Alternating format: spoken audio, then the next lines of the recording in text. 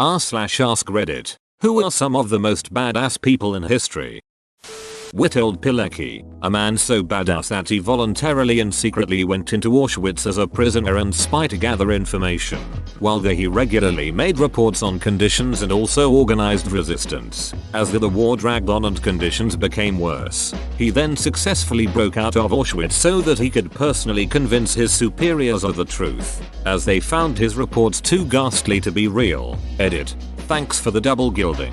I'm just happy I have done some small part in keep the memory of this man going strong. Never forget. Never again.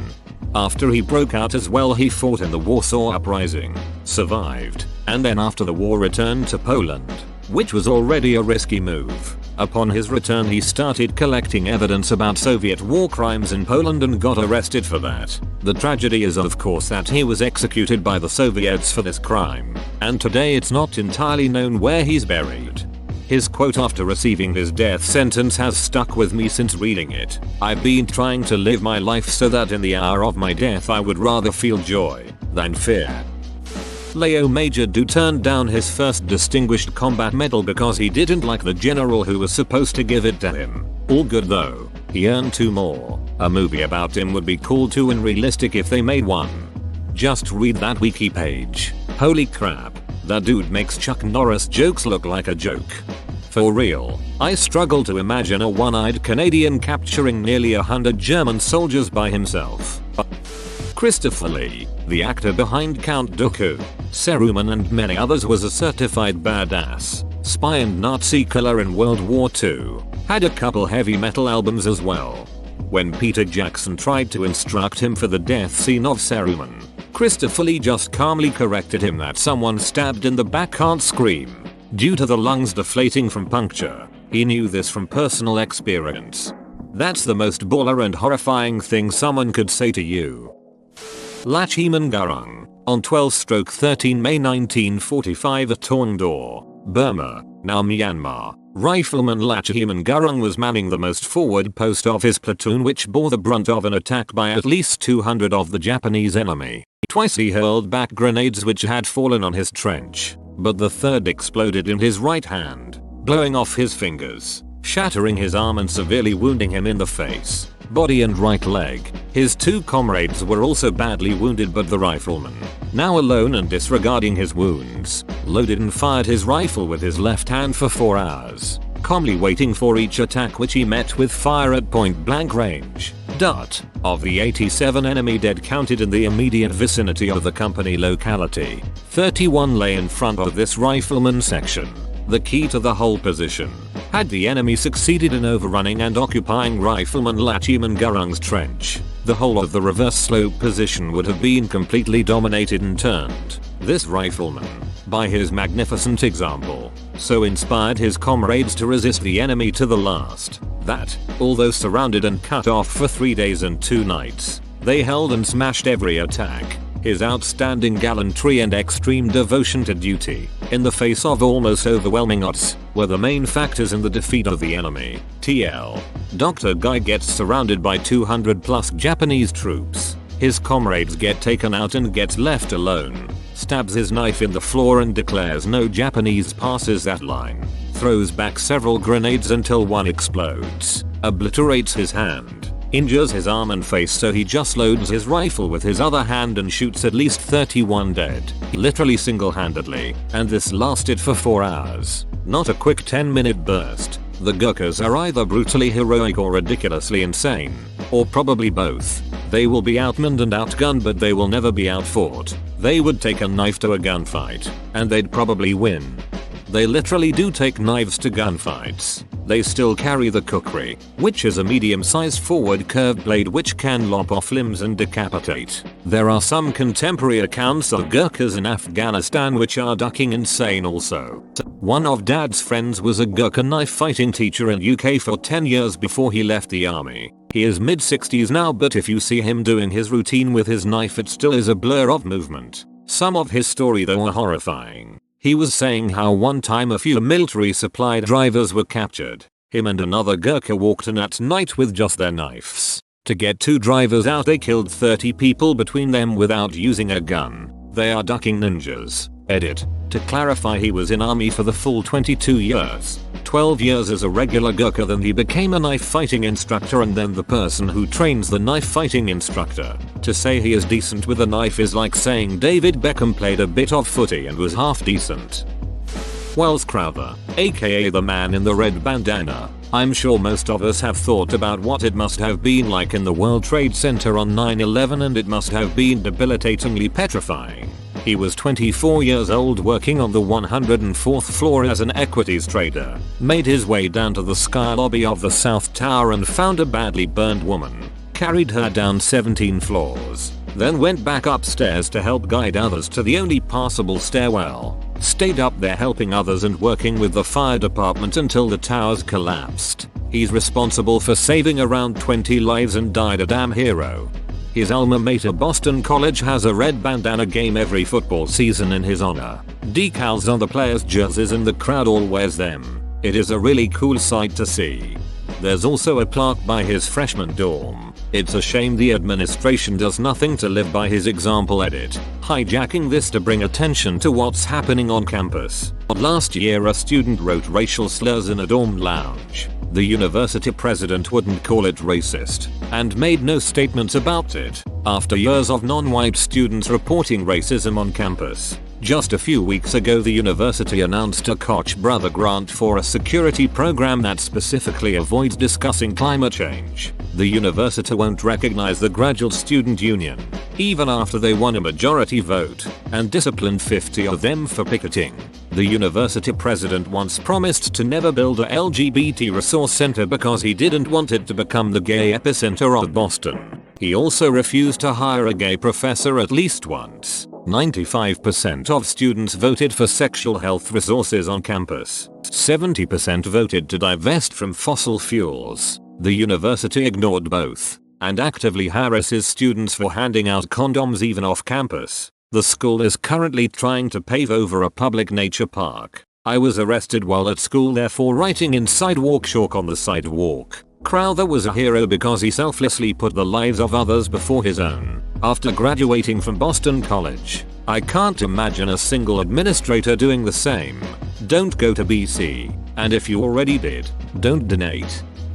Unnamed Viking from the Battle of Stamford Bridge in 1066. By the time the bulk of the English army had arrived, the Vikings on the west side were either slain or fleeing across the bridge. The English advance was then delayed by the need to pass through the choke point presented by the bridge itself. The Anglo-Saxon Chronicle has it that a giant North axeman, possibly armed with a Dane axe, blocked the narrow crossing and single-handedly held up the entire English army. The story is that this axeman cut down up to 40 Englishmen and was defeated only when an English soldier floated under the bridge in a half-barrel and thrust his spear through the planks in the bridge, mortally wounding the axeman. I came here to mention the Berserker too. Giant Norseman with an axe, Vinland. Olga of Kiev. This lady lost her husband, and when it was proposed she marry his murderer, she was like, sure, send a delegation over so we can talk this out, and they came. She had them dropped in a pit and buried them alive. Then she had another party of men sent to talk about the marriage, and they came.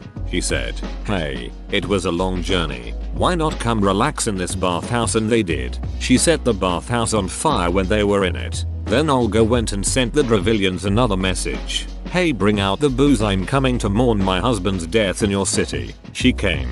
She mourned. She got the Dravillians drunk, and she had them killed by her followers while they were drunk off their asses. Olga went and got her army, laid siege to the place where her husband was killed for a year, then told them, I'm willing to forgive and forget if you guys give me a bunch of birds, and the Dravillians did. They turned the birds into mini matches by attaching sulfur to their legs, and then released them. Set the city on fire. Freaking savage. Snolga is my favorite answer to this age-old question. Also belongs in one of those revenge subs. How many of those are there? She should go in one of the big ones. LOL, this would transcend all revenge stories. This is so far the greatest revenge story of all of human history that I've heard of. This isn't pro-revenge. This is Galaxy Diamond S tier revenge. Michael Collins. showed up 7 minutes late to negotiations for the Anglo-Irish Treaty in 1922, and when he was corrected said, "You've had 700 years. I'll take my 7 minutes." There is a great self-titled biopic about him starring Liam Neeson. You won't ever find a better cork man. Duck. When I first read his name I thought that was some Roman politician or something. I thought if Muhammad Ali. I always felt Jonas Salk was pretty badass. The dude created the first successful polio vaccine and gave away the cure for free.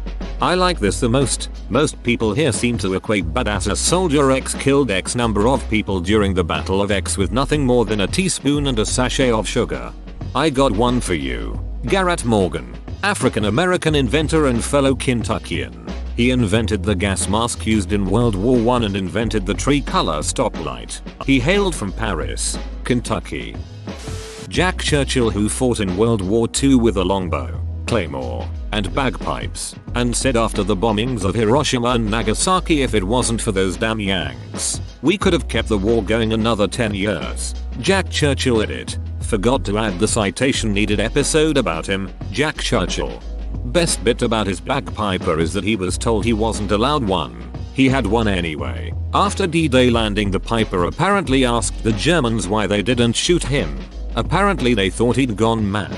I'm almost certain the Germans didn't shoot the piper because they thought he was mad, is attributed to Bill Millin of the 1st Special Services Brigade, who also stormed the beach on D-Day with bagpipes and kilt. Edit. Bill Millin was portrayed in the movie The Longest Day by Leslie Gillespie, who was the personal piper to the Queen Mother at the time.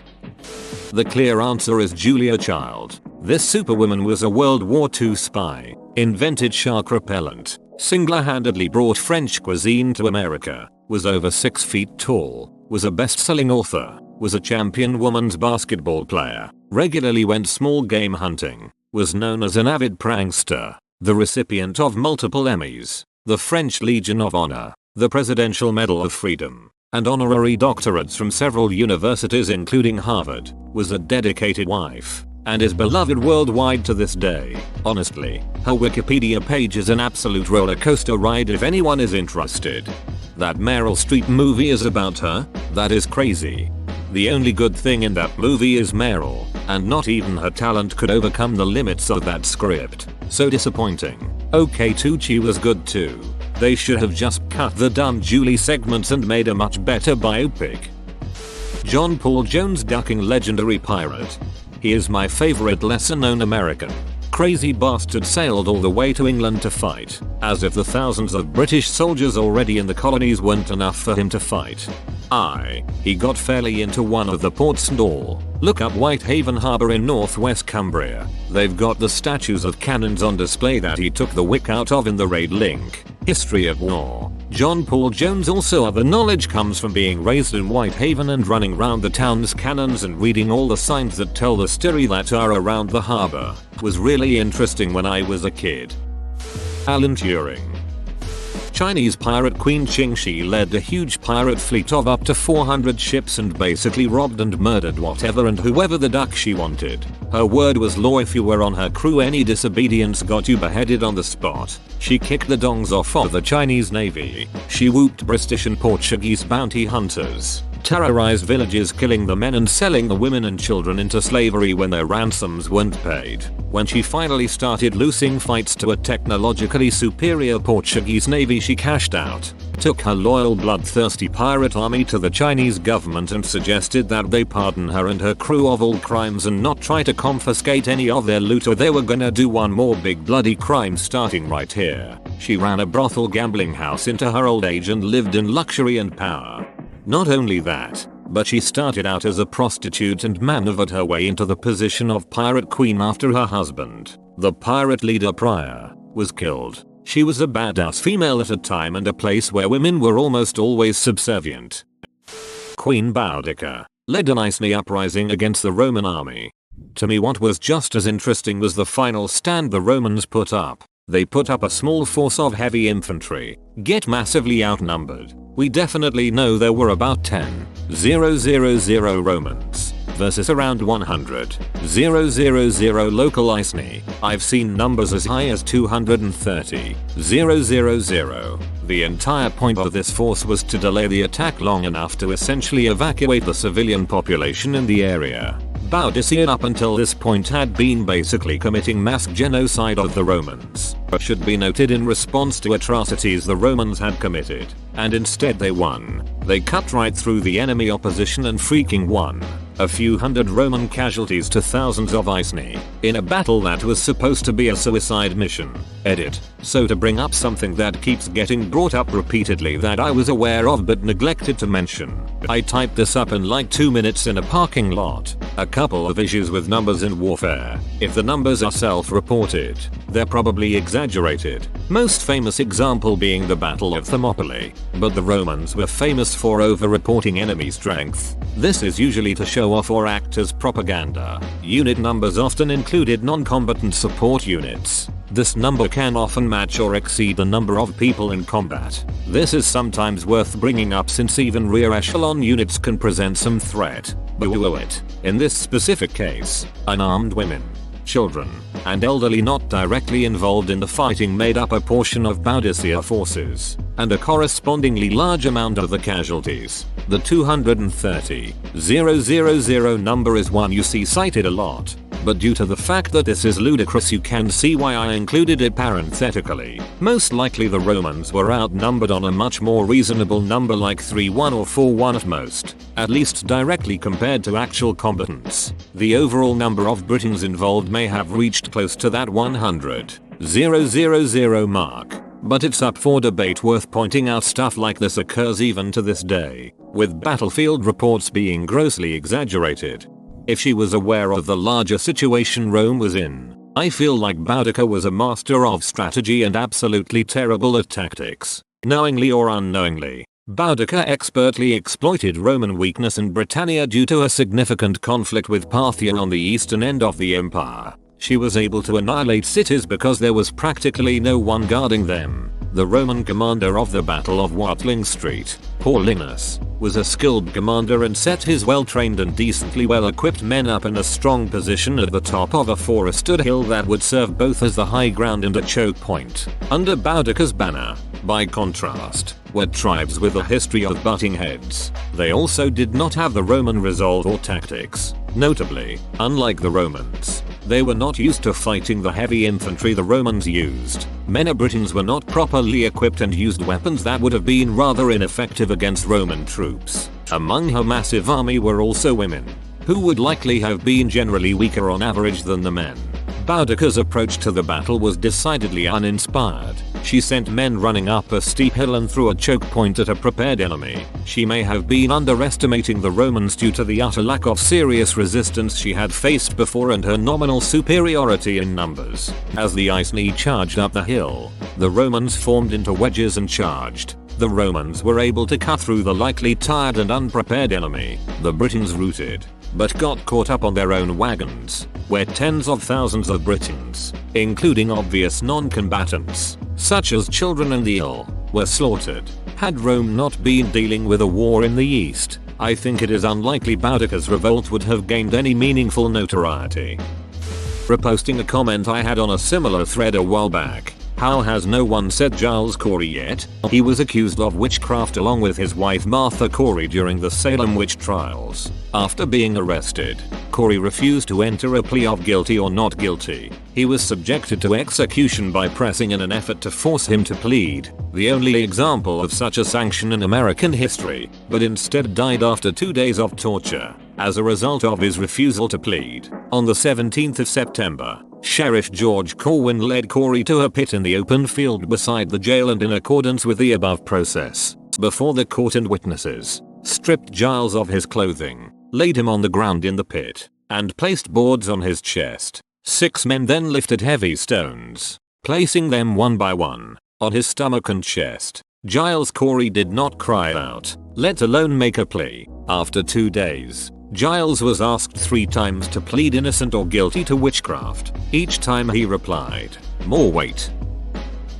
A big part of this was that if he chose to plea, his children would lose the rights of inheritance to his property. so he remained silent in order to preserve their inheritance. Theodore Roosevelt.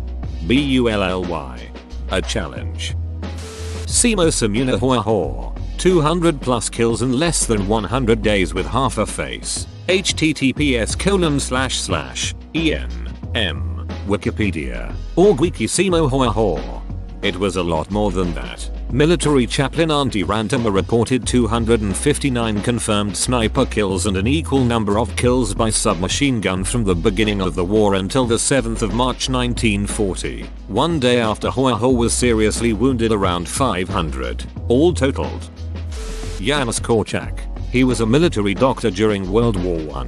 A completely committed, amazing pedagogue and the headmaster of a Jewish children's home during World War II in the Warsaw Ghetto. He was given several chances to flee to Palestine, instead electing to stay with the children. Eventually he accompanied them all the way into the gas chamber, to make sure they didn't have to die alone and scared. It's one level of badassery to kill for your cause. It's a whole different level of badassery to walk towards certain death for several years, endure hardship and starvation, not for some grand cause, not even to trade your life for someone else's, but only because you feel so much love towards your fellow man, to think it's your duty to make sure they won't have to die alone. Steve Irwin. It blew me away how he was able to run around all sorts of wild terrain while carrying such massive balls. Harriet Tubman. Woman was ducking badass. Andre the Giant. The guy could drink a case full of beer, then go out in the ring and throw his opponent around like a rag doll. Didn't he drink 41 beers in one sitting or something? He is a giant who can't get drunk. I did read somewhere that he once drank 119 beers in 6 hours. I still have a hard time believing it was that many, but he could definitely handle liquor like nobody else. Sitting Bull. I would argue a crazy horse, as he led the combined forces of the Sioux and Cheyenne against Custer. I'm curious about your qualifications for Sitting Bull.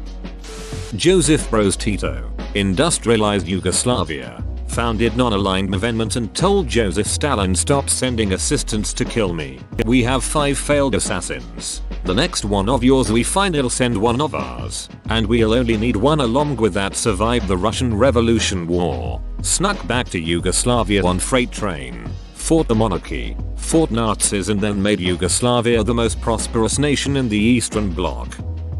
Hiro Onoda was a Japanese soldier in World War II who didn't believe Japan would ever have surrendered to the Allies, so he spent about 30 years on an island in the Pacific where he had been instructed to wage guerrilla warfare on the inhabitants during the war. It was only in 1974 when his former commanding officer was summoned to officially relieve him of his duty. There were search parties and everything. At times instructed to shoot to kill because he was still attacking local farmers. He survived all of them without ever being found and lived on his own in the jungle for most of the time after his group was either killed or captured. He was also pardoned, I think, because he didn't know that the war ended. Renaissance master artist Caravaggio was a hard partier, had lots of sex with both men and women, and even killed a man who threatened his favorite prostitute. The rock painter actually. Also, he had a dog called Crow which he taught to walk on its back legs, and rumor has it he was killed by the Knights Templar for getting in their bad side due to his lifestyle. Nellie Bly went undercover and endured abuse to cover neglect and abuse in Blackwell's asylum. Went to Mexico and called out the dictator for going after the press and oppressing his people, and then fled, was exiled out of Mexico because of that. Traveled the world in 70 something days to prove you could travel the world in 80 days or less. Based off the Jules Verne novel. Also did reporting on the Eastern European front in World War I and also was arrested after she was mistaken for a British spy. And she did so much more. Such a badass and one of my historical heroes. John Brown, an abolitionist who organized a slave revolt and was hanged for it. Absolute boss, yet still vilified as being too radical even today. Horatio Nelson. During the Battle of Cape St. Vincent, he defied orders and broke formation to prevent the Spanish from gaining an advantage. While engaging the Spanish ships, he led a boarding party and captured a ship. While still on the captured ship, he boarded another Spaniard and captured them as well. This maneuver would later be called Nelson's patent bridge for boarding enemy vessels. During the Battle of the Nile, He caught the French completely off guard by launching a night attack on the French anchored fleet. This was a risky as hell maneuver because he had little information about the shallow spots in the bay and had to maneuver in the darkness. He crippled the French fleet without losing a single ship. Nelson was wounded when a piece of damaged rigging smacked him on the head, damn near scalped him. In Copenhagen, he led the first wave against the Danish ships. His superior officer saw that some of his ships ran aground and were in a bit of trouble, so he signaled to Nelson to withdraw. Although this is probably apocryphal, Nelson raised his telescope to his blind eye and said, "I have a right to be blind sometimes. I really do not see the signal." He continued the attack and defeated the Danish fleet. At Trafalgar, he ordered his fleet to be split into two and sailed them straight into the French and Spanish line. He and his second in command were at the head of each column and race another to get to the enemy line. The wind was light that day, so Nelson's ship was pounded by enemy fire for several minutes because he was able to break the line and fire back. Nelson always wore his full dress uniform and refused to take cover. Unfortunately for him, he was shot by a sniper and died. The British beat a numerically strong French and Spanish fleet without losing a single ship. While dying, he learned that he won the battle and said, "Thank God I have done my duty. Not bad for a man with one eye and one arm." Whoa, you made it to the end? You're a ducking beast. I'll cut you a deal. Smash like and subscribe for more curated content, bruh. It's free and that's a great price.